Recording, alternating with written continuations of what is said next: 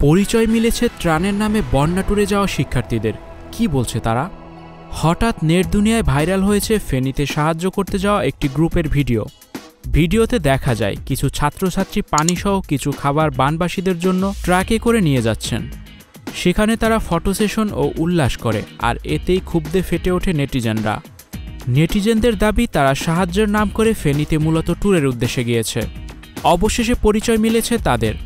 টানা ভারী বর্ষণ এবং ভারত থেকে ধেয়ে আসা পানির ঢলে আকস্মিক বন্যায় ফেনী, নোয়াখালী, লক্ষ্মীপুর, কুমিল্লা, চট্টগ্রাম, খাগড়াছড়ি, মৌলভীবাজার, হবিগঞ্জ সহ দেশের পূর্বাঞ্চলের 12টি জেলায় স্মরণকালে সবচেয়ে ভয়াবহ বন্যা দেখা দিয়েছে।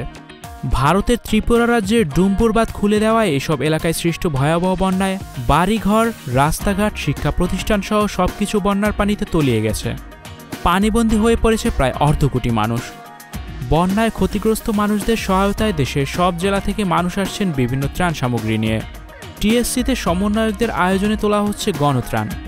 নেট দুনিয়ায় ত্রাণ সামগ্রী নিয়ে বন্যার্তদের সাহায্যের ভিডিওগুলো মুহূর্তে ছড়িয়ে পড়ছে। আর ভিডিওর এই ভিউ ব্যবসায় কিছু টিকটকার ব্লগাররা মানুষের ইমোশনকে কাজে লাগিয়ে তাদের ভিউ ব্যবসা চালিয়ে যাচ্ছে বলে অভিযোগ নেটিজেনদের। পরিচয় মিলেছে ভাইরাল হওয়া সেই ভিডিওর ব্যক্তিদের। তারা Chittagong Fatikchhari coronation model high school ও বারহাটিয়া আদর্শ হাই স্কুলের শিক্ষার্থী।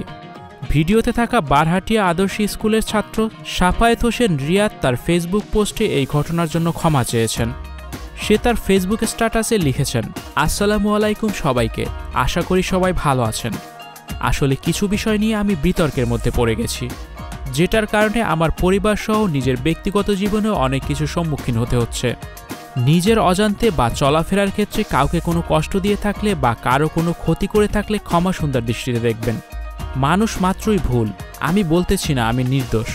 আমি আবারও বলছি, যদি কাউকে কোনো কষ্ট দিয়ে থাকি, আমার কারণে যদি কেউ কষ্ট পেয়ে থাকেন, দয়া করে আমাকে ক্ষমা সুন্দর দৃষ্টিতে দেখবেন। সেখানে থাকা আরেক শিক্ষার্থী ফারহান মাহবুব দাবি করেন এটা তাদের উদ্ধার অভিযান না।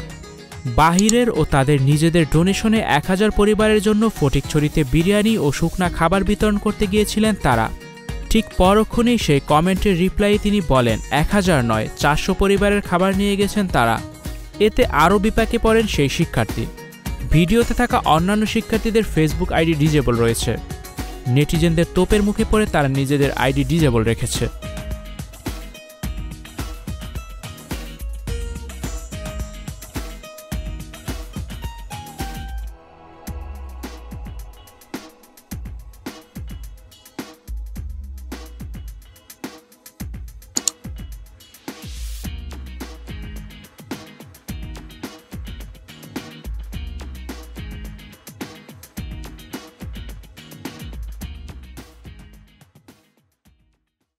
স্টুডিও 4D আপনাদের জন্য নিয়ে এসেছে শুটিং হাউস এবং শীতাতাপ নিয়ন্ত্রিত স্টুডিওর সুবিধা, আছে অত্যাধুনিক মেকআপ রুম, এছাড়াও পাচ্ছেন বিভিন্ন ধরনের সিনের ক্যামেরা ও শুটিং লাইটের সুবিধা। বিস্তারিত জানতে এখনই কল করুন 01974860664। হাউসটি দেখতে চলে আসুন আমাদের ঠিকানায় সেক্ষেত্রে রোড নাম্বার 9, বাড়ি 24। Icon focus 24 TV, powered by 4D Fourth Dimension। আমাদের চ্যানেলটি সাবস্ক্রাইব করে আমাদের সাথে থাকুন।